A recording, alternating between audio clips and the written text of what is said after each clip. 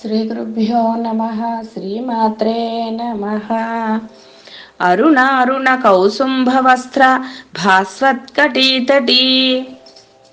అరుణారుణ కౌసుంభవస్త్ర భాస్వత్కటీతటీ.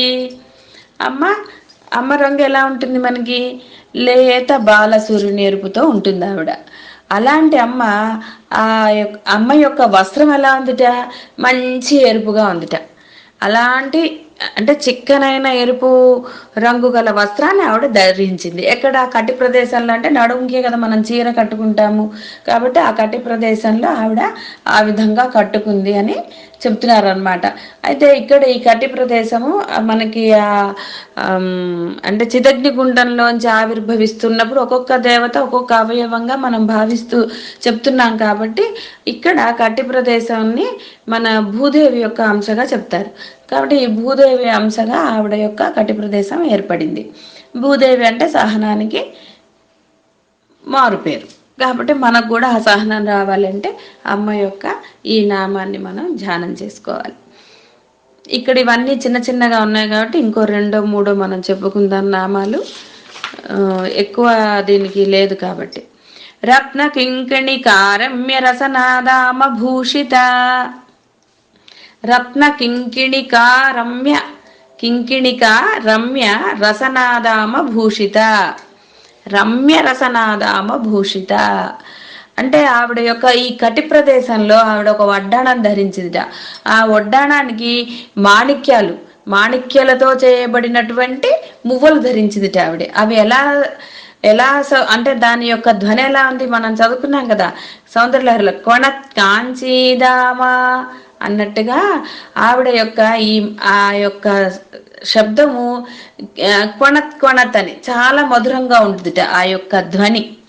అలాగా అలాంటి చక్కని మువ్వలు అంటే ఉన్నటువంటి వడ్డాణాన్ని ఆవిడ ధరించింది. అక్కడ మాణిక్యం అంటే మనం మామూలు బంగారాన్ని మనం ధరించి బంగారు మువ్వలు ఉంటాయి కాబట్టి అమ్మ శ్రేష్ఠురాలు కాబట్టి అమ్మకి రత్నములతో చేయబడినటువంటి మువ్వలు ఉన్నాయట. మాణిక్యాలన్నా రత్నాలన్నా కూడా శ్రేష్టమైనవి కాబట్టి.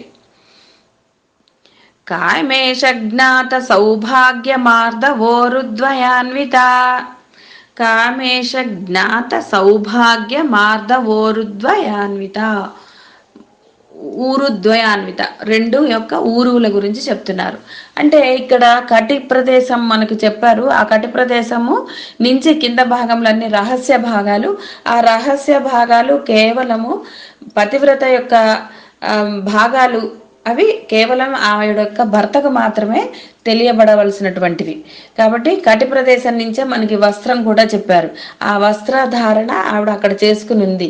కాబట్టి ఆవిడ యొక్క ఊరువుల సౌందర్యము కేవలం ఆయనకే తెలుసు తప్ప మనం చెప్పడానికి రాదు అని చెప్పి అన్నారట. అలాగే మనకి సౌందర్యలహరిలో చెప్తారు, తదీయం సౌందర్యం తుహినగిరి కన్యే అని ఒకటి వస్తుంది మనకి. అంటే అమ్మ నీ యొక్క సౌందర్యాన్ని చెప్పాలి అంటే ఎవరి తరం? కేవలం శివుడి తరమే. కాబట్టి ఈ అప్సరసలు అంటే వాళ్ళు మహా అందగత్తలు కదా, వాళ్ళకే అసూయ పుట్టేటువంటి సౌందర్యం అమ్మదిట. అంటే ఇక్కడ వాళ్ళ అసూయ పొందరండి, ఎందుకంటే వాళ్ళ అప్సరసలు. మనం ఒక మాటకి అనుకోవడానికి అలాగనమాట. అందుకని వాళ్ళు ఏం చేశారట, ఎలాగ ఈ అమ్మ సౌందర్యాన్ని మేము చూడగలుగుతాము అని అనుకుని శివుళ్ళు ఐక్యం అవ్వడానికి, ఎందుకంటే కేవలం శివుడికి మాత్రమే తెలుసు కాబట్టి వాళ్ళు తపస్సు చేసి శివుళ్ళు ఐక్యమయ్యారట. ఎందుకు? అమ్మ యొక్క సౌందర్యాన్ని చూడడానికిట. అంటే ఇది భావన, మధుర భావన అండి. ఇక్కడ మనం లౌకిక పరంగా తీసుకుంటే మనం దేనికి పనికిరాము, గుర్తుపెట్టుకోండి. ఎప్పుడైనా సరే అమ్మవారివి మనం ఏ నామాలు చెప్పుకున్నా ఏది చెప్పుకున్నా లౌకిక అర్థాలు తీసుకున్నామా, ఎన్ని అర్థాలు తీసామో అన్ని కోట్ల జన్మలు మళ్ళీ ఎత్తాల్సి వస్తుంది. కాబట్టి ఇక్కడ మనం అంటే రూపం లేని అమ్మకు రూపం ఇచ్చింది. రూపం ఆవిడ ఎందుకు పొందింది? మన కోసం, మనకు ఒక ఆధారం కావడానికి ఆవిడ రూపం పొందింది.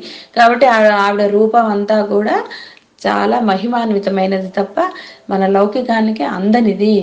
అందుకే సౌందర్యలహరిలో వర్ణన చేసిన ఏదో ఒక పోలిక చెప్పబడుతుంది కానీ కేవలం ఆ విధంగా ఉంటుందని వాళ్ళు చెప్పలేకపోతారు ఎక్కడైనా సరే. దీంట్లో కూడా నేతి నేతి అంటుంది. ఆ వేదం కూడా ఏమంటుంది? ఇది కాదు ఇది కాదు ఇంకా ఇంకా ఏదో అమ్మ అని చెప్పలేరు ఎవరు కూడా.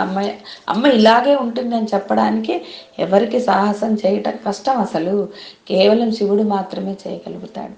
కాబట్టి ఆ యొక్క శివుడికి తెలిసినటువంటి సౌందర్యం కలది అమ్మ అని ఇక్కడ ఇంకో నామం. తర్వాత మాణిక్య మకుటాకార జానుద్వయ విరాజిత,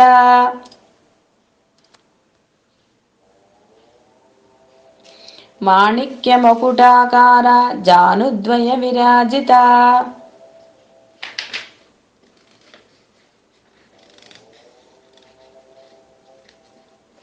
సరే, ఇక్కడ మనకి ఆవిడ యొక్క మోకాళ్ళు దాని గురించి వర్ణన చేస్తున్నారు. ఆ మోకాళ్ళు ఎలా ఉన్నాయట అంటే ఇక్కడ మనకి అన్ని రహస్యాలే అన్నారు కాబట్టి కేవలం ఒక భావనకి ఆవిడ కూర్చున్నప్పుడు అవి మోకాళ్ళు ఇలా కనపడుతున్నాయి కదా అని వాళ్ళు ఒక వర్ణన చేశారు.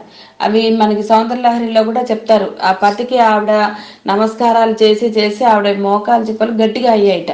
ఎందుకు? ఆవిడ యొక్క పతికి నమస్కారాలు చేసి, అంతే తప్ప వేరే దానికి కాదు.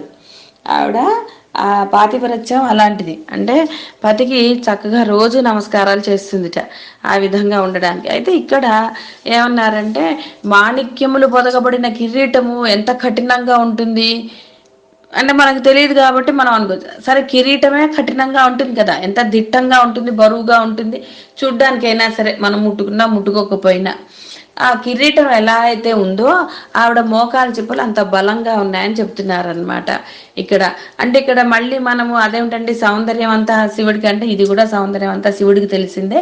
కాకపోతే ఆవిడ అన్ని నమస్కారాలు చేస్తుంది ఆవిడ యొక్క పాతివ్రత్యం తెలియచెప్పడానికి కోసం మనకి ఆవిడ యొక్క మోకాలు చెప్పులు బలంగా ఉన్నాయని చెప్తున్నారు. అంతే తప్ప అక్కడ ఆవిడవి ఆ మోకాలు చెప్పులు ఎలా ఉన్నాయి మాణిక్యాలాగా మెరుస్తున్నాయని చెప్పడం కాదు. అక్కడ అంత కఠినంగా ఉన్నాయి అని, అంటే బలంగా ఉన్నాయి అని చెప్పడానికి అది చెప్పారనమాట. శుభం భూయాత్. సర్వం శ్రీ మాతృచరణారవిందార్పణమస్తు.